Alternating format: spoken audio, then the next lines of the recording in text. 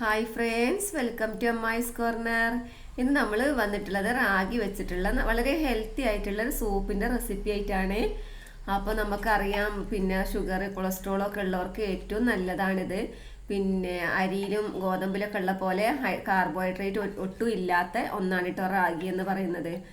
അപ്പം ഇത് ഡിന്നറിനൊക്കെ കഴിക്കാൻ പറ്റിയ നല്ല ഒന്നാണ്. അരിയാഹാരം കഴിക്കാത്തവർക്കൊക്കെ ഇത് ഡിന്നറിന് കഴിക്കാൻ ഏറ്റവും നല്ലതാണ് കേട്ടോ, വണ്ണം കുറക്കാനും രക്തം ഉണ്ടാവാനും ഒക്കെ. അപ്പോൾ നമുക്കിത് എങ്ങനെ ഉണ്ടാക്കിയത് കാണാം, വീഡിയോയിലോട്ട് പോവാം കേട്ടോ.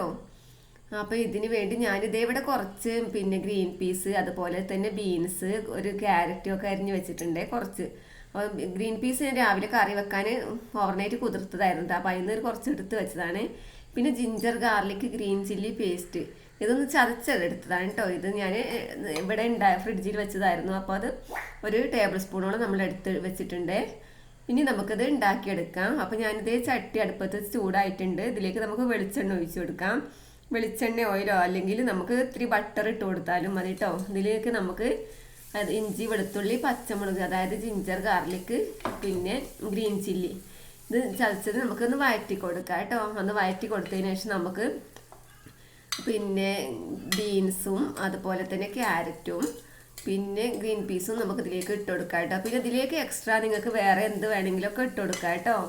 കോളിഫ്ലവറോ പിന്നെ ഒരുപാട് സാധനങ്ങളുടെ ഏറ്റവും ഹെൽത്തി ആയിട്ടുള്ള ഒക്കെ ഇട്ട് കൊടുക്കാം. അപ്പോൾ എൻ്റെ അടുത്ത് ഇതേ ഉള്ളൂ, അപ്പോൾ ഞാനത് അരിഞ്ഞിട്ട് കൊടുക്കാന്നുള്ളൂ കേട്ടോ.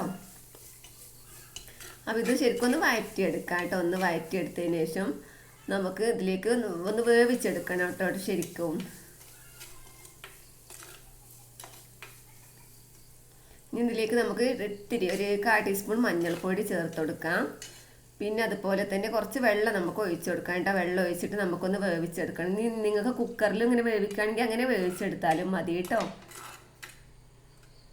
അപ്പോൾ നമുക്ക് ഇതൊന്ന് മീഡിയം ഫ്ലെയിമിലിട്ട് അടച്ച് വെച്ചിട്ടൊന്ന് വേവിച്ചെടുക്കാം. ഒരു ഗ്ലാസ് വെള്ളം ഒഴിച്ചു കൊടുത്തിട്ട് പിന്നെ ഇതേ ആവശ്യത്തിന് നമുക്ക് ഉപ്പും ചേർത്ത് കൊടുക്കണം കേട്ടോ.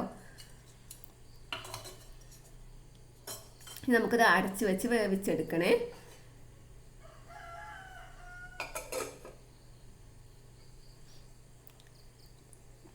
ഇനി നമുക്ക് റാഗിപ്പൊടി എടുത്ത് ഒന്ന് കലക്കി വെക്കാം കേട്ടോ. അപ്പോൾ എൻ്റെ അടുത്ത് റാഗി പൊടി ഉണ്ടായിരുന്നു കേട്ടോ.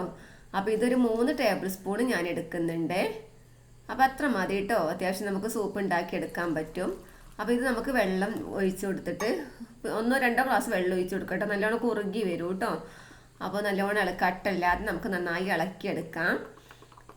ശരിക്കും ഇളക്കി കൊടുക്കാം കേട്ടോ. അപ്പം പിന്നെ ഇവിടെ ഹസ്ബൻഡിന് ഷുഗറൊക്കെ ഉള്ള ആളാണ് കേട്ടോ. പക്ഷേ ആൾക്ക് പിന്നെ 3 നേരം അരിൻ്റെ ഭക്ഷണം തന്നെയാണ് ഇഷ്ടം. ഇതിങ്ങനത്തെ ഒന്നും ചപ്പാത്തിയും റാഗി കൊണ്ടൊക്കെ ഉണ്ടാക്കി കൊടുത്താലൊന്നും ആൾക്ക് ഇഷ്ടം ഉണ്ടാവില്ല കേട്ടോ.